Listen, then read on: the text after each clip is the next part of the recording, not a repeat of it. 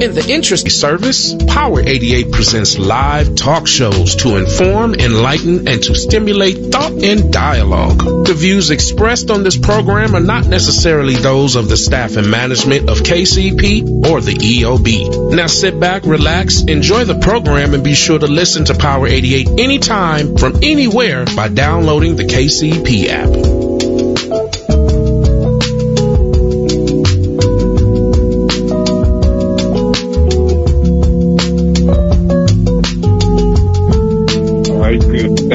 Thank you. Good morning. This is Mujahid Ramadan, your host and moderator for Interfaith Intercultural Dialogue here on KCP radio station. And thank you to our listening audience for listening in. And our guest, one of our guests is on the line. Go ahead. Who's our guest on with us today? Gard Jameson, Interfaith Council, Southern Nevada. Gard Jameson, thank you. Gard Jameson for joining us from the Interfaith Council, our chair from the Interfaith Council of Southern Nevada, and others will be joining us as we go on. But again, to our listening audience, this is Interfaith Intercultural Dialogue, and I'd like to thank our sponsor, Civil Sage Foundation, as a great partner with us in this work of sharing interfaith and intercultural discussions around issues that sometimes are controversial, but nonetheless, we share them in a fashion of just a spirit of sharing information with one another. And we share them with the hope that there'll be a learning and a growing and an understanding out of it. Our subject today is Rumi mysticism in the 21st century, one of the subjects that we had said that we will be looking forward to in lieu of the fact that we discussed Said Nursi in our last Saturday presentation, first of the month. And, Gard, thank you for being a part of the discussion today. And one of the things that Rumi was really one of the great advocates for our listening audience. He's one of the great religious philosophers and poets and philosophers and theologians in the history of mankind. And certainly while he was born in what is now modern-day Afghanistan, he was Persian and he passed in Turkey. But the works of Jalaluddin Rumi it has had a tremendous effect here in the Western world. I know yourself being a student of and a scholar of Rumi's works. Share with our audience, if you will, some of the way that you see that Rumi has affected and how we've accepted him in the Western world. You bet. Well, what can we say? You mentioned sometimes there's controversy, but there's no controversy about Rumi. Rumi was a prophet of unconditional love. He provided through his poetry symbols of the imagination that invite us to the experience of unconditional love. And he said, the most important thing for us to realize is that the religion of love is beyond all faiths. The only religion is for lovers of God. And so I think he gives us a vision of how we might repair the world. In Judaism, we call it tikkun olam, the healing of the world. And that is through the personal experience of unconditional love. So Rumi again and again invites, he says, don't look at the painter, look at the painting. Look at the picture. Look at what God has done in your heart. And we are told by the Quran that God made a great treasure and is requesting us to explore and discover that great treasure within ourselves. Yes.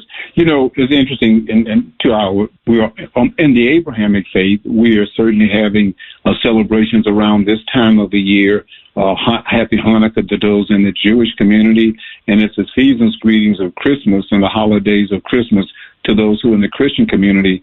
But it's also in the Muslim world, there's no celebration around this time of the year. But uniquely enough, in Turkey, in Konya, Turkey, where Rumi is buried, they have commemorations of Rumi's passing there in Turkey. And God, one of the things that was interesting in reading about him at the time of his passing from the world, they didn't call it a passing, they called it a migration. And he was saying that he was joining, actually he said it was his wedding night. When Rumi spoke of his lover, what lover was this that Rumi was speaking of?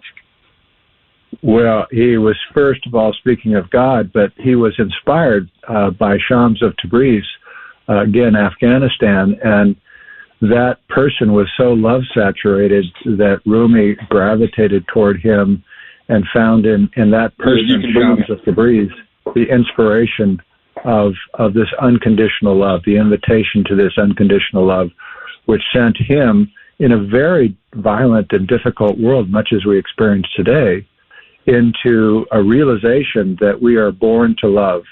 And that is, the Prophet, peace be upon him, said, die before you die. In other words, be reborn into this world of unconditional love. Experience that death is merely a veil, he said, into eternity. So this is an eternal adventure of exploring love. Yeah. And Rumi opened that door for us. Who's our other guest who's joined us now? Okay, we're going to continue the dialogue when our other guest can come in and introduce, make sure we know who our next guest happens to be. So, Gard, when we speak of this love, then, of course, Rumi was not resistant to nor against or averse to loving of human beings, but he didn't see his love as just being limited to Muslims. He saw it in more loving human beings. Yes. He often, in his poetry and the incredible poetry that he provides, and the listening audience should know that Rumi is the number one poet read throughout the world. So his voice really resonates throughout our planet. But, he said, you oftentimes miss the experience of the reality because you look at the form. You look at the painter and not the painting. You look at the finger pointing to the moon and not the moon. He said, what I want you to experience is the ecstatic bliss of unconditional love. So he invites us to that. And he says that the pathway is silence, that God's language is silence. So unbeknownst to us, there's a language here that many of us don't know and understand, which is how to quiet the mind and how to quiet the heart, and thereby experience the fullness of that unconditional love. And our other guests now, we can bring them actually into the discussion also, please. We want you to introduce yourself. Yeah, this is Ibrahim Anli from Rumi Forum. Ibrahim. Thanks for... Assalamu alaikum. Alaikum salam. And thanks, Brother Mujahid, for this kind invitation. Happy to join you. And Reverend Jameson, happy to join you. And Dr. Saritoprak, I assume, is with us or about to join us. I think he should be joining us shortly, but thank you for joining us. And Brother Ibrahim Anli is from the Rumi Forum located there in Washington, D.C. And Ibrahim, thank you for joining us. Gard, Brother Jameson, we say Reverend, but Gard is also a professor at UNLV in religious philosophy and theology also. So it's good to have these type of minds to share the idea around the season's greetings in Christianity and Judaism. We think it's a wonderful time to speak about Jalaluddin Rumi, who really represented loving each other year round. And so timely to reflect on his thoughts. And if I may just chime in about the question on love. So he is titled as the Sultan of Love, deservedly, because he's let's remember the term love is a verb, which is powerfully the case in Rumi's life. Let's remember the context that he walked into. Something where West Asia was in total disarray. Disorder, conflict, distrust was devastating the society.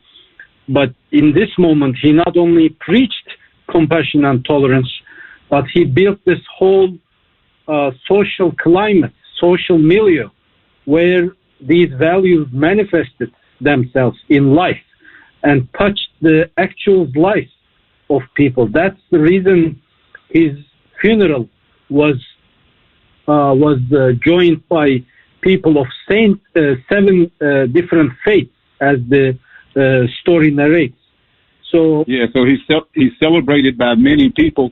Ibrahim, his most famous works that we hear about here in the West is the works of Mesnevi. It is the most famous Correct. works. What are some of the other works of Jalaluddin Rumi? So his other works, compared to Mesnevi, are kind of compartments of Rumi's universe, different compartments or subsections. But Mesnevi, for a number of reasons, is Rumi's entire universe. So there is quite a reason that it is the most well known. But other than that, he has authored Diwan-i-Kebir in the form of lyrics, which includes 40,000 plus couplets, and is a text of that reflects his enthusiasm and awe. Three other works of prose include Fihi Ma Fihi, which is a collection of his teachings to his students and the general public on a variety of different issues. And as another one, prose work, is Meclis-i Seba, and that's his sermons, basically.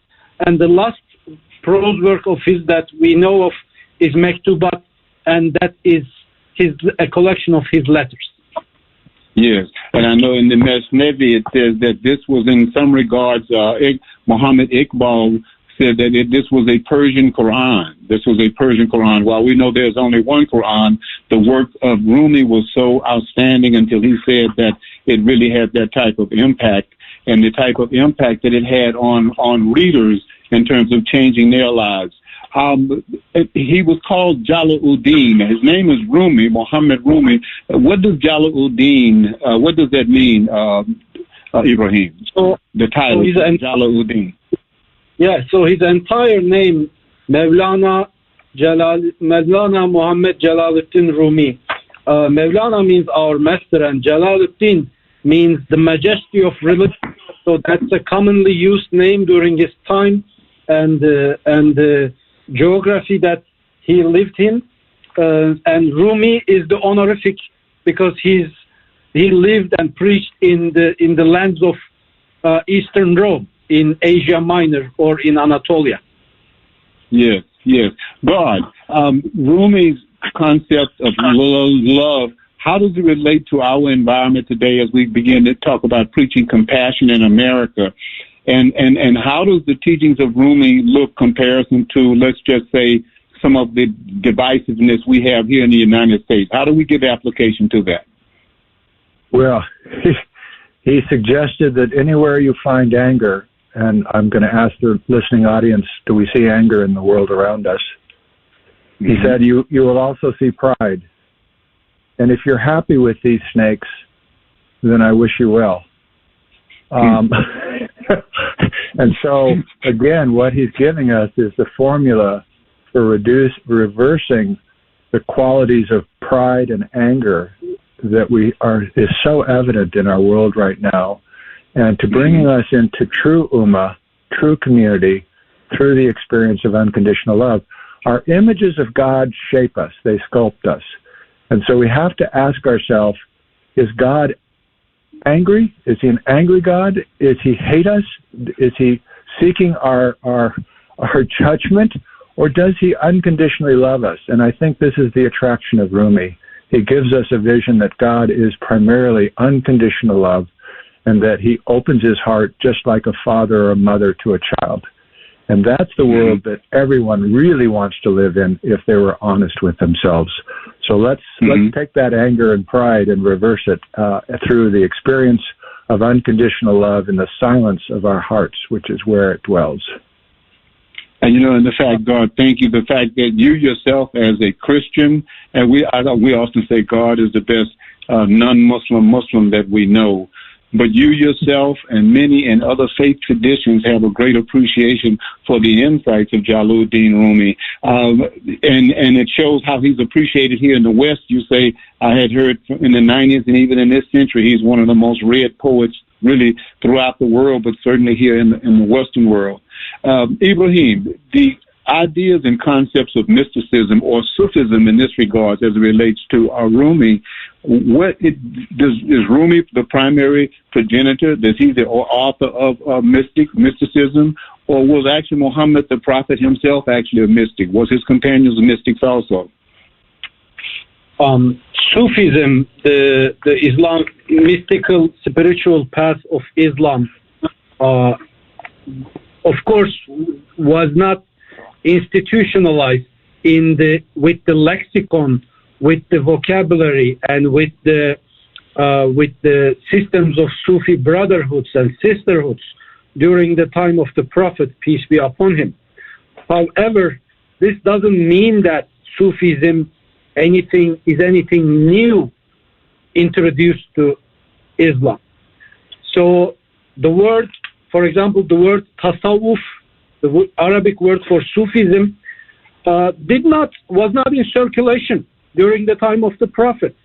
But neither the words or concepts such as fiqh, jurisprudence, or tafsir, interpretation, exegesis, they weren't in circulation either. So these were all existing as abstract concepts. Then they were later framed into conceptual things. But Islam's mystical depth was there from the first moment on, when Prophet himself started preaching. He talks about ihsan, which means spiritual purity, or ikhlas, sincerity. So these are all in the hadith tradition that is to which we have very easy access today. And all these concepts later on became the building blocks of Sufism.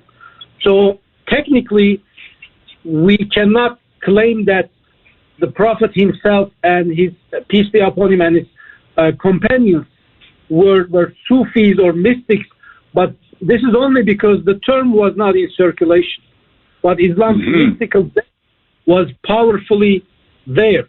So when the Prophet asks his companions about life and death, Abu Bakr says, I take my breath, I don't know whether I'll be able to give it. So this is muraqabah, thinking of closeness to God every moment. And Umar says, hold yourself accountable before you are held accountable. So this is muhasabah in Sufism. And Osman's gentle behavior is known as haya, an important Sufi concept. And finally, Ali says, even the other world is shown to me. Even if I can see it now with my eye, my faith, my iman will not increase. I am at the highest level of my iman, and this is yaqeen. Yes, and so we actually see, so Sufism really emerged in Islam as Islam emerged itself. It was a concept that didn't have a name. Then they say it became a name that didn't have a practice that was to it. So thank you for expanding on that for us, Ibrahim. Gard, in the Western world and in Christianity, we also have people who practice the quietening of the mind, which is something regards as a type of mysticism. But who are some of the mystics in the Western world and in the West that we hear about and we know about that have followed along the lines of Rumi and other traditions? Well, about the same time as Rumi, you had Teresa of Avila and John of the Cross in Spain, and you had some incredible mystics in the German lowlands, who, again, who provided, if you will, an understanding of how to access that unconditional love, which is through a quality of purity, of humility, and curiosity. And it's interesting, Rumi wrote, the Sufi's book is not made of words. It's nothing but a heart, as white as snow. His use of metaphor and symbols was absolutely stunning. And again, he approaches the whole subject of religion from a different angle. We tend to create compartments, as one of my co-speakers just said, compartments in which we dwell. But Rumi said there are no compartments, right? That love, unconditional love, reaches across all of those boundaries. And so we should not keep our eye on the jug. We should keep our eye on the water in the jug, he said, and we should drink of that water. And so many of us have created these jugs of separation, and Rumi was the first to say, through the mystical experience of the heart, through silence, experience the power of the real Ummah, which is the universal community of love. And so, Gard, how does even love or even indifference and hostility affect one's hate? Is there a connection between the neural cells on the brain and our own general health based on whether we love and or have indifferent feelings towards people? Is there a connection there? Oh, it's very interesting. The neuroscience right now is suggesting that as we grow compassion, we actually grow what's called the amygdala, which gives us a larger capacity to do good to others. So again, the idea of neuroplasticity, that we can grow neurons in our brain, is fascinating because that's what happens. It's not only a transformation of spirit, it's a transformation of your literal brain, which enables you to really feel compassion and turn that compassion into action through this development of the neural pathways of the brain. If we grow up with a quality of anger, if we grow up with a quality of fear, then we give birth to neural pathways of anger and fear. And that is what I'm afraid, I'll use that word lightly, we have done in our Western culture. Let me ask you, would January 6th in this country represent that lower level of the brain and the neuroplasticity of the lower level of the brain that just deals with reptile behavior?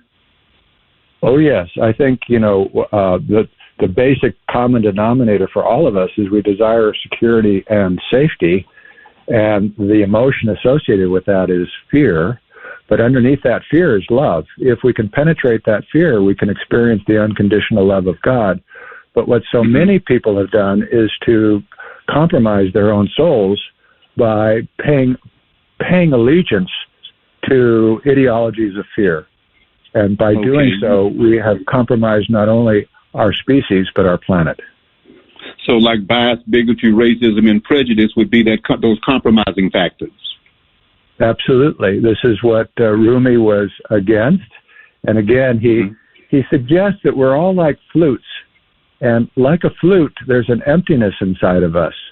And what he invites us to is to allow the breath of God to move through our hearts and to recognize that the real mosque is not out there in the world.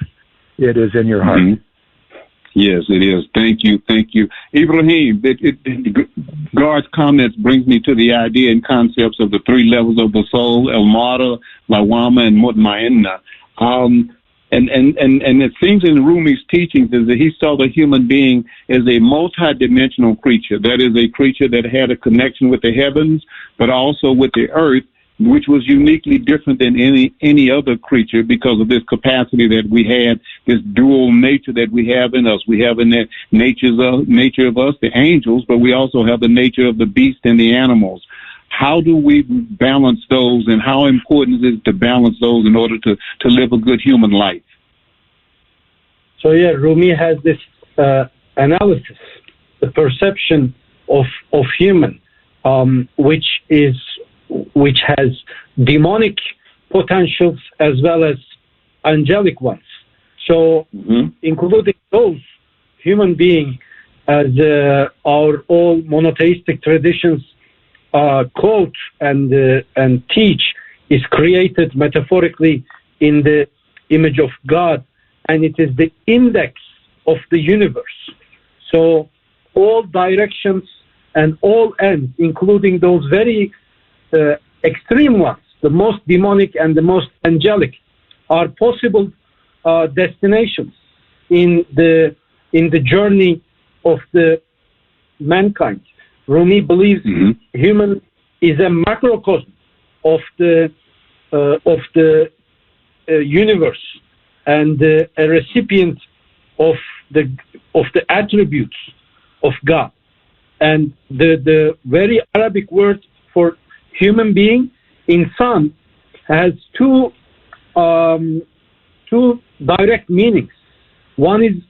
Two direct roots. One is uns, which means proximity and fondness and friendship, and the other is nesi, which means forgetfulness, So it is full of teaching about our nature, even the very word insan. So we are creatures seeking reconnection and reunion on one hand, and we are creatures that are very vulnerable, full of forgetfulness, very open to being misled and doing wrong things at the same time. So the human being, by its very nature, is a forgetful creature. Yes, and he, like many Sufis, he uses this analogy of the human heart being like a mirror. So if you keep the mirror clean and polished and free from the dusts of this world, the divine attributes will shine on your heart. Yes. As long as it is clean enough to deserve that light.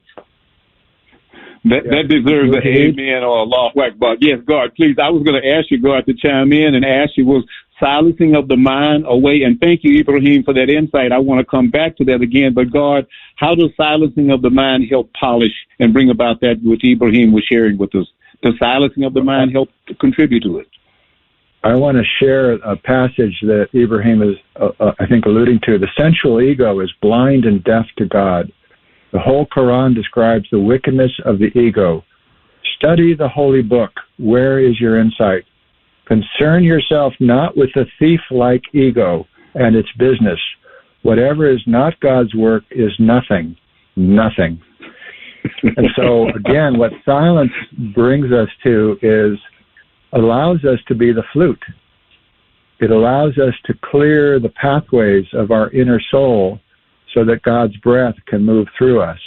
And God's breath is unconditional love. And so, as Ibrahim was saying, the very fabric of the universe is unconditional love. We have been swindled as a human species. We have been taught to think that fear and anger and anxiety is our home base. And that is a lie. And Rumi calls it out. But he says, so long as we live in that sensual ego, we are blind and deaf to God. So how do we open our eyes and ears? We do that through the practice, the contemplative practice, which is taught in every tradition, of quieting the mind and allowing God to speak. And that's a language. And like German or Russian or Greek, it's not an easy language to learn. I challenge any of your listeners to spend 20 minutes in silence and see how much noise is going on inside. It's not an easy language. But once you are embraced by that unconditional love, you sit in ecstasy, as Rumi did, with that experience. And by that ecstasy, he uses the word burned. You are burned like a moth in the flame of God's love. Your ego is gone, and you are totally open to the fullness and expression of God's Spirit. Try that. Ibrahim, which is the Allahu Akbar. But Ibrahim, in terms of fenna, this term fenna that Rumi uses, is that what Rumi was speaking of, to just be dissolved in God? The term fana, did you say that? Sorry? Yes, because what Professor Jameson just shared with us sounds like the concept of fana, to be dissolved, to completely absorbed in God. Correct. So, departing from this mirror analogy, also in Rumi's work and in the larger Sufi literature, you see the idea of the human heart being likened to Kaaba, the holy Kaaba, and the Sufi masters teach that keep your heart clean, so the King of Kings will descend into it. But if it is, if it still holds the dirt of your ego and worldly temptations, then the King will not honor this heart. Keep it clean. So, and this purification and emptying of yourself, and stripping of yourself from any agency, any claim, is the strongest supplication for divine grace to to elevate the soul. Because again, a very foundational Sufi teaching is you cannot have two claims, two agencies, two eyes or two me's at the same time. If there is one being that has the perfect right to claim to say I or me, that's the creator.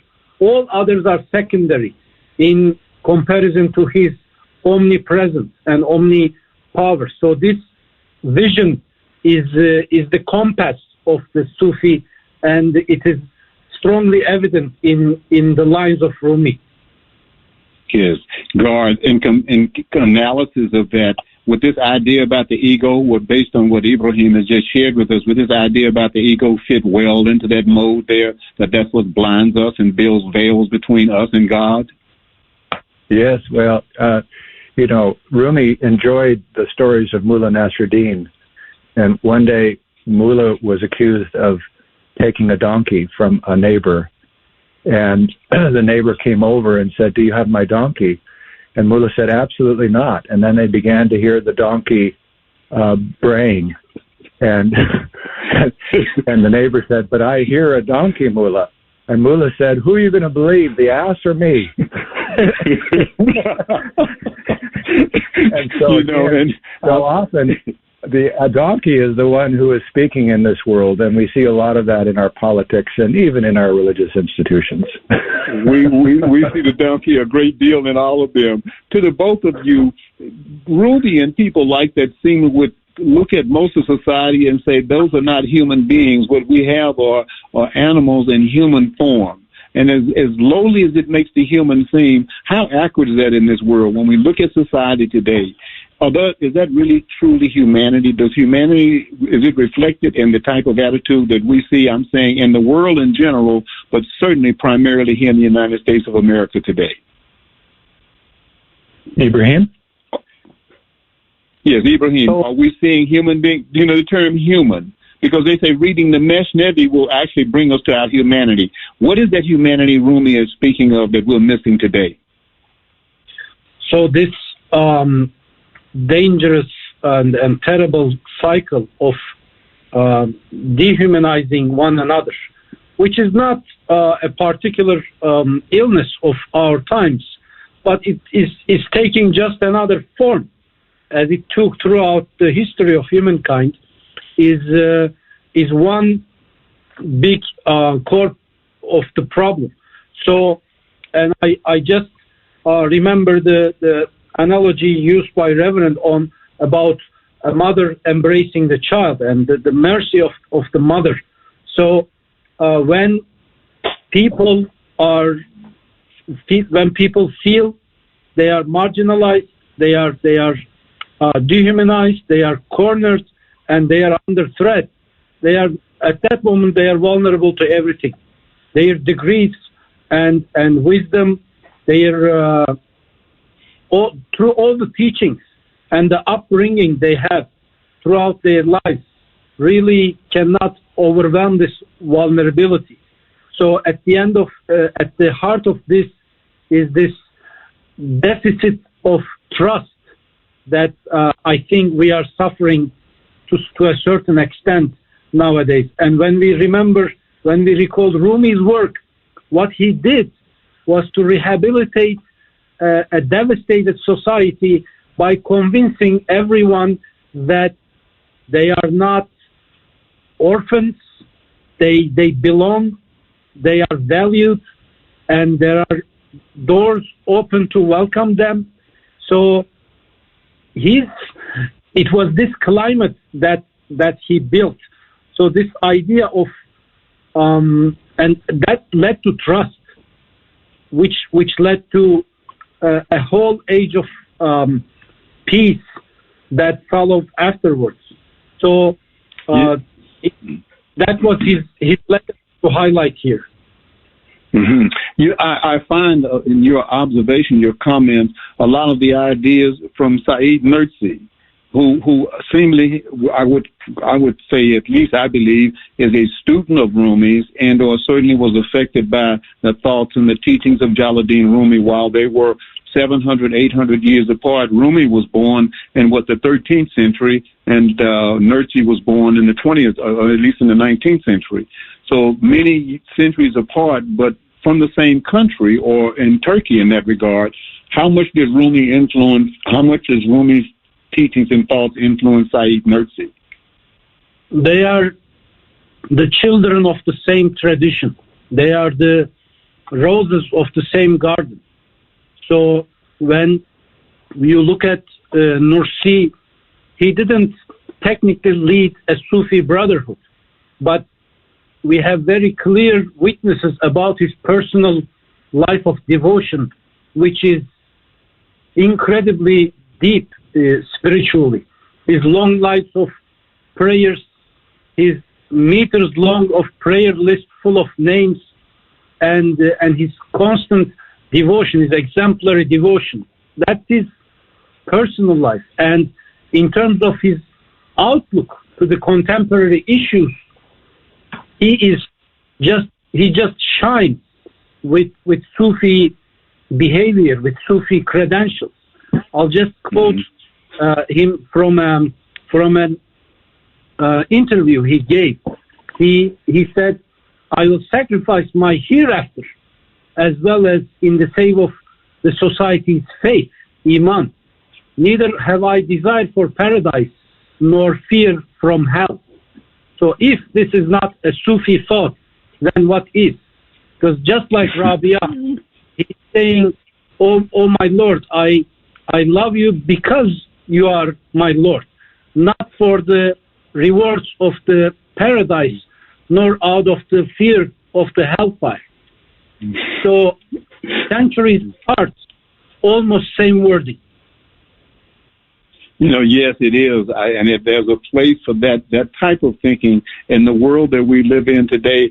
Gard, one of the students of Said Nursi, who Ibrahim has clearly indicated was a student of Rumi, actually lives here in the United States. He's that quote-unquote man who lives in Pennsylvania, who's a refugee, I would say, from Turkey at this point in time. How much does, in the United States, if he was a rapper, we would call him MFG, Muhammad Fatullah Gulen Julan. How much does his insights and his thoughts reflect that of Rumi and Nursi?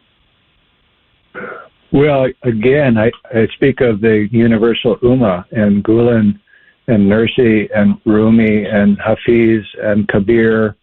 They're all part of that universal Ummah because they realize that we are spiritual beings here on the planet having a human experience and not the other way around. We are here to manifest a quality of love and compassion for one another and not fear and domination. And so it's very sad. One might liken a current presidents of certain countries to Tamerlane or the descendants of Genghis Khan in that regard, because they ruled by fear.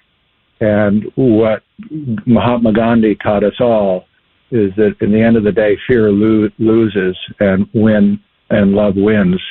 And this is what Nursi and Gulen and Rumi and Teresa of Avila and John of the Cross and Thomas Keating and so many others have taught us. Yes. It's interesting you mentioned, and I would suggest to our listening audience, Google Jalaluddin Rumi and look up his readings and follow up on that.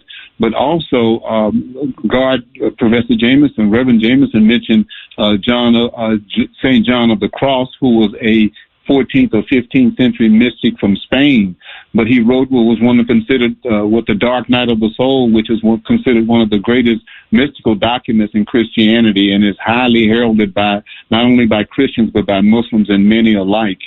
Another book recently that I can't remember who sent the book to me, but thank them anyway, was The Shadow of God, and it gives some history of the Ottoman Empire. But I wanted to ask, in light of that, Ibrahim, how much does the spiritual and insights of Jalaluddin Rumi, how much did that affect the emergence of the Ottoman Empire. Did the Ottoman Empire emerge from a spiritual base or from strictly a political military background? How much did the works and the writings and the thinking of Rumi affect the emergence of the Ottoman Empire? Well, with little exaggeration, I take the liberty to say Masnavi is the spiritual charter of the Ottoman Empire. So during the first 5 centuries of Islam, Muslim administrations were based on power sharing. Power was very decentralized among political leaders, independent scholars, and merchants. There was a Muslim bourgeois, to borrow the modern term. But after 13th century, we have very centralized what we call the gunpowder empires. The Ottoman Empire, the Safavid Empire, and the Mughal Empire. So they are strictly militaristic, central and sovereign systems, strictly monarchic systems, made those imperial administrations very inflexible. It was only luminaries and spiritual masters like Rumi who could bring some flexibility into that so much power-centered structure and counterbalance its potential destruction. Without the teachings, without the spiritual foundations of Rumi and his contemporaries, Yunus Emre and other luminaries of Western Asia, Ottoman Empire would be doomed to be a military machine, not to survive for more than a century or so. But again, back to my first comment, that's why I take the liberty to call Masnavi as the spiritual charter of the pluralistic tradition that mostly dominated the Ottoman history.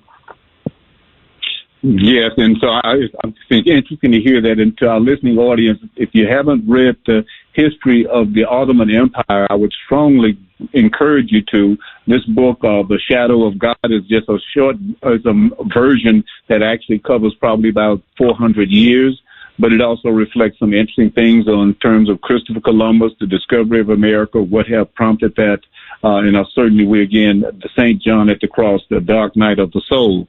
Gard, in terms of, we find in this environment, even an environment that Rumi emerged in, and in much of the Muslim world today, is highly patriarchal, male-dominated. I didn't get the impression from the teachings of Rumi that Rumi saw women as less than men. How did you get the interpretation of Rumi and how he perceived women? Well, I think he perceived them in the same way as the Prophet, peace be upon him. What a lot of people don't appreciate is that the Prophet was taught by Khadijah. And most of his moral instruction came from Khadijah, and she was his inspiration. And so the Prophet's insight was the equality of men and women. Unfortunately, in Western culture, we do have, as you say, a culture of patriarchy, and it's found its way into our religions, whether it's Christianity, Judaism, or Islam. And we need to get back to the original insights. Allah, God, dwells beyond gender.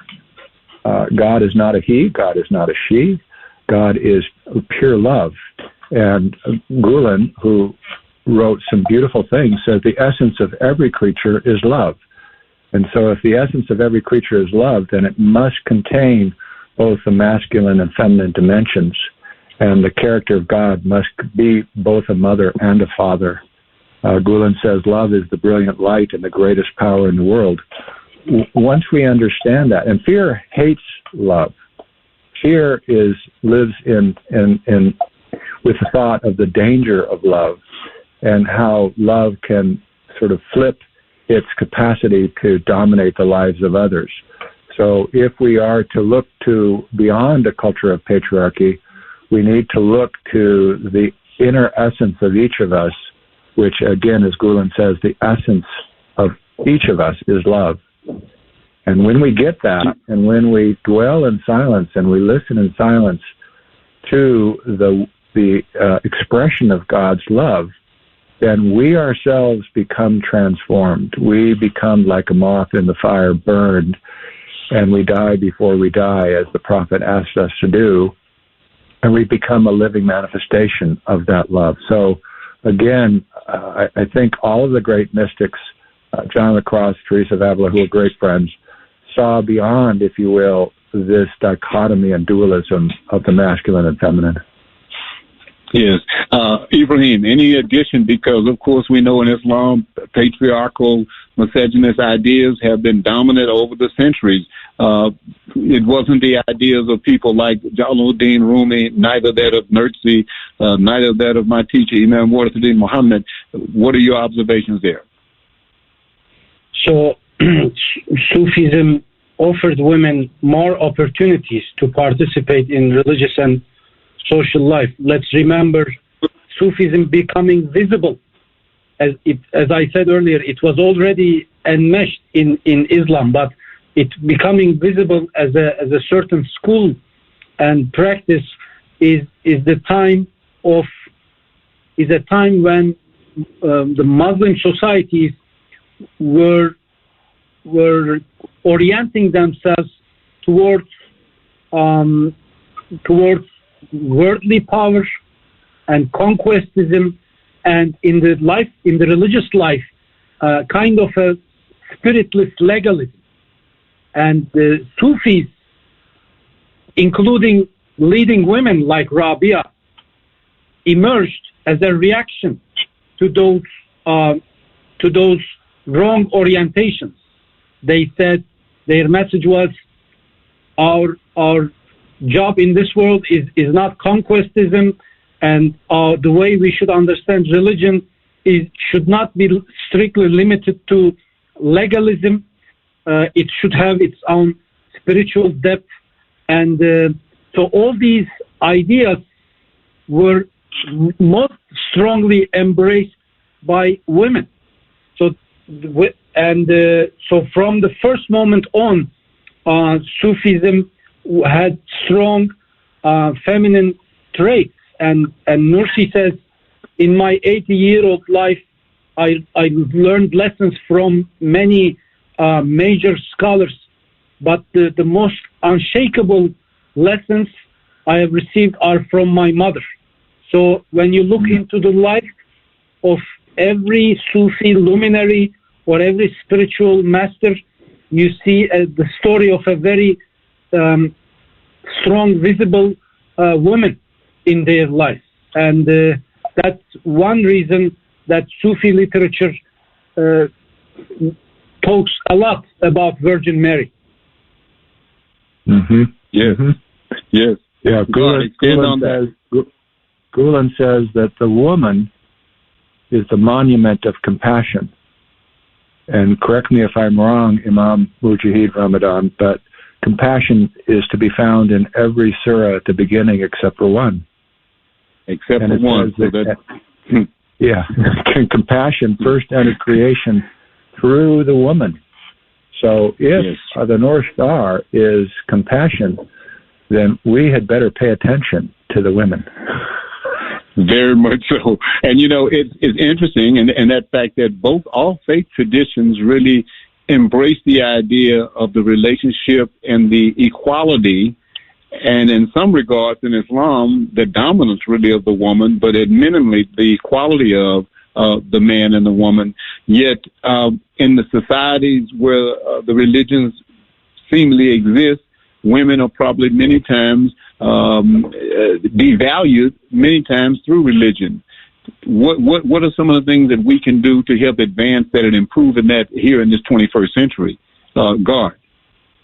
Well, my small effort is to support education of women. And so with my friends here who are from Pakistan, I can't do it in Afghanistan currently, but we have an organization called DIL, Development and Literacy, which coincidentally is also the word for heart.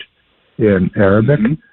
So through that organization, we have a network of schools that are inviting young girls into the madrasas, into the schools, to learn, to get education, and to become, if you will, the leaders of the future. So I think education is really the essence, and Rumi understood that in a huge way. But the primary education is for each of us in our own way to be transformed by that flame of love. Yes, and God, we thank you for the work not only you do locally, and you and your bride Florence, for the work that you do to help in those factors that deals with health care and deals with quality of life, but both here locally and internationally.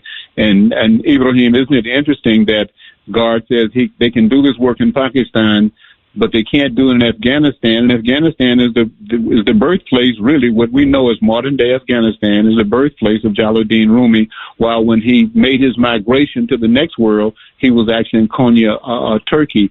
Ibrahim, this is a big celebration month in Konya, Turkey, around celebrating a memorial or commemorating Jalaluddin Rumi's life during this month in Konya. Is that accurate?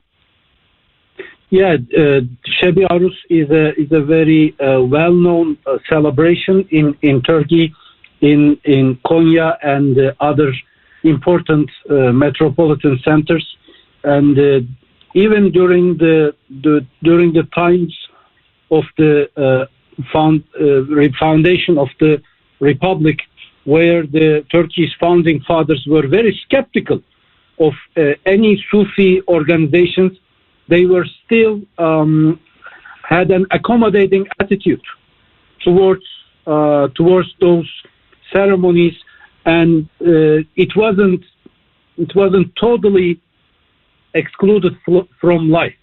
So many other Sufi brotherhoods were strictly banned and simply pushed out of life. But with it also kind of shrank, but still those celebrations did continue in one way or another, but in the recent years, it is one big celebration that attracts many people from across the country and in the world. And so that's a part of a celebration that goes on this year. Gard, in terms of how is it, and yourself, you're being from a Christian foundation, at least background, you mentioned the works of Mullah Nasruddin, and I think we would be remiss if we didn't mention our brother Jamal Rahman, who has written several books with the Mullah. And what are some of those books that Jamal has written, Gard? Well, he's written some lovely books. One's called The Fragrance of Faith, and the other is called Laughter in Islam, and another is called The Gems of Islam. And he, in my estimation, represents somebody who is a current-day manifestation of everything Rumi has been talking about and been writing about. I believe so. And so Jamal Rahman is another good name to Google and see the publications. Ibrahim, the figure or the founder or the progenitor of Hizmet, Muhammad F. Julan, living in Pennsylvania now, does he reflect those qualities of Rumi and Nursi and his application of that with Hizmet and the work that Hizmet does all over the world? So when you look at the core principles and the guiding principles of the movement that Imam Fethullah Gülen envisioned and inspired, you see a huge deal of overlap and continuity with that wider tradition that we have been talking about, that goes all the way back to the time of the Prophet himself, peace be upon him, and then took different manifestations in different corners of the world. Like in Central Asia, that was Ahmed Yesevi, and in India, Imam Rabbani. In North Africa, that was Hassan Shazeli. So it's a very rich tradition, and the movement that Mr. Gülen has inspired is one interpretation of that. So, of course, it is not a repetition of each and every maybe method. And one richness and gift of this tradition is to renew itself with according to the realities of the time and the context and the age. So he's trying to bring new openings and new horizons into it, but so there is certain kind of an accumulated growth, but on the other hand, there is a huge deal of continuity and overlap. Gard, when a man like Muhammad Julian emerges in an environment, does it produce the type of reaction that potentially we've seen in Turkey as it relates to its government, where when a man of love and spirituality and kindness and understanding and compassion, and as you made note of, the word for womb in the Quran, or the relation as it relates to woman, is also, as Gard made note of, and it shows that he's very studious about the Quran. It's mentioned 113 times at the beginning of every chapter, and in one chapter where it's not mentioned at the beginning, it's the 9th chapter, it is actually mentioned in the context. So it really shows and heightens the value of women, even in the eyes of God. They say the woman is God's expression of mercy on earth. When men like Julian emerge, does it produce that type of reaction that we see, where a repressiveness and the dictatorship and the authoritarianism tends to try to put out the light of people who have that spirit of love and compassion? Gard. Yes, I believe so. And when we look around the world today, we see it in China, we see it in America, we see it in Venezuela, we see it in the Philippines, we see it everywhere around us.